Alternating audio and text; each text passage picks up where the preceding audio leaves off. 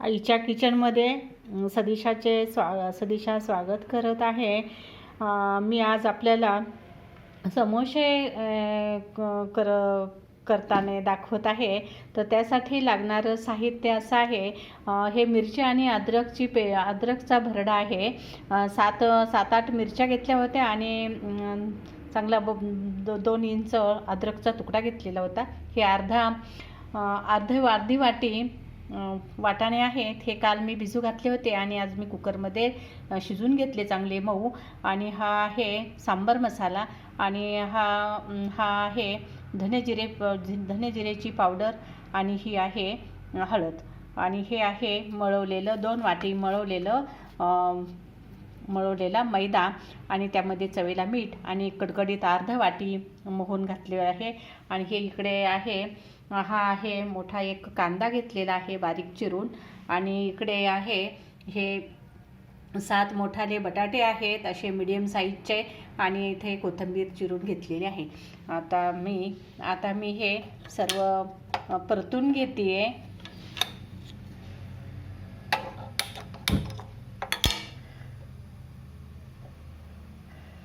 आता मी थोडंसं याच्यामध्ये थोडेसे तेल टाकून कांदा परतून घेते. फार तेलाची गरज नाही आहे याला. आणि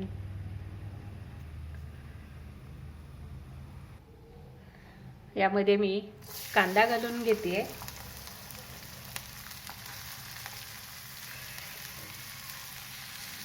कांदा फार परतवायचा नाही, थोडासा मऊ झाला पाहिजे इतकाच परतवायचा, कारण की तो दाताखाली कचकच लागणार नाही इथपर्यंतच परतवायचा. आता त्यामध्ये मी चवेला मीठ घालत आहे. एक चवेनुसार मीठ घालत आहे. कांद्यामध्ये मीठ घातल्याने कांदा आता चांगला बऱ्यापैकी परतून घेतलेला आहे, कारण की मऊ झालेला आहे.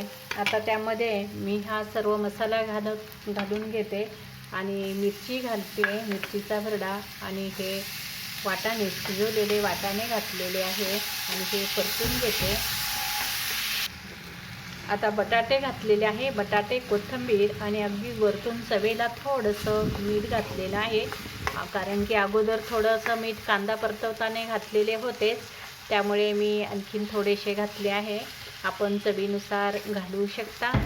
आणि हे असे मी चांगले परतून घेते.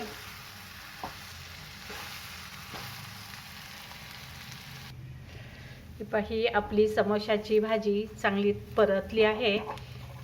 आता मी गॅस बंद करते. आता भाजी इथे मी थंड करायला ठेवलेली आहे. आणि आता मी इथे भिजवलेल्या मैदा होता ना, त्याचा उंडा होता, तर त्याचे मी पोळी लाटून घेतली आहे.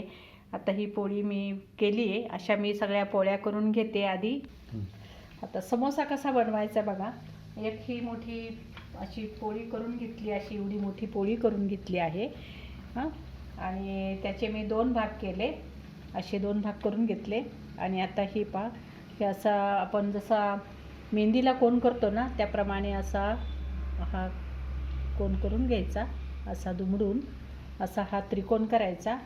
आणि याला समजा असं करायचं, असं केला ना, असा करून घ्यायचा. आणि याला काय करायचं, पाणी लावून घ्यायचं. याचं चिटकवण्यासाठी मैदा आणि पाणी एकत्र करून ठेवलं आहे, ते असं लावून घ्यायचं.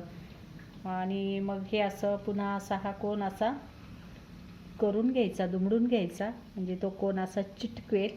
आणि असं वरून आतून दाबून घ्यायचा त्या कोणाला, असं दाबून घ्यायचे ते पदर एकमेकांवर ठेवलेले. असा आपला हा कोण तयार झाला. असा हा आपला कोण तयार झाला.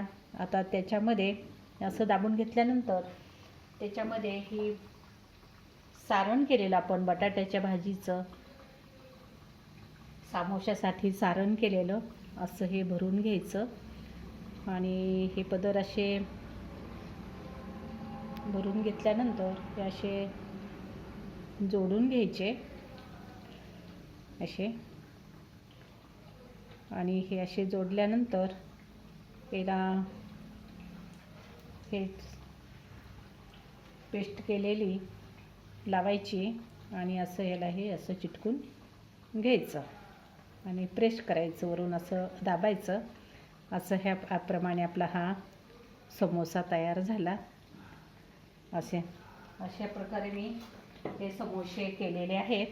हे पहा, अशा प्रकारे मी समोसे केलेले आहे आणि करणं चालूच आहे.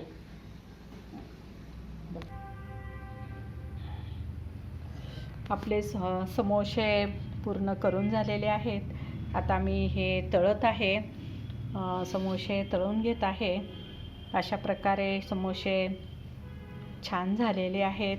तुम्हीसुद्धा असे छान समोसे करून पहा आणि आईच्या किचनला लाईक करा, शेअर करा आणि सबस्क्राईब करा आणि बेल आयकॉनचे बटन दाबायला विसरू नका.